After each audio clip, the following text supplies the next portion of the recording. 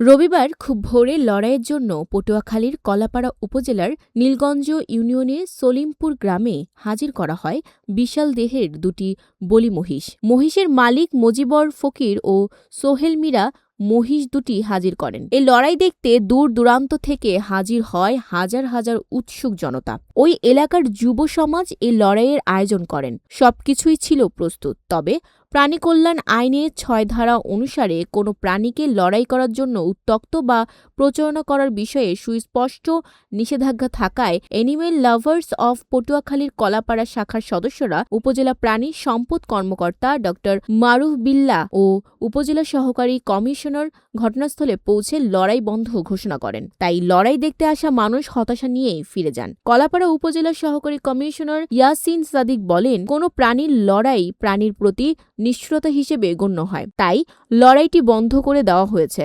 ভবিষ্যতে কেউ এ ধরনের আয়োজন করলে তার বিরুদ্ধে কঠোর আইনানুগ ব্যবস্থা গ্রহণ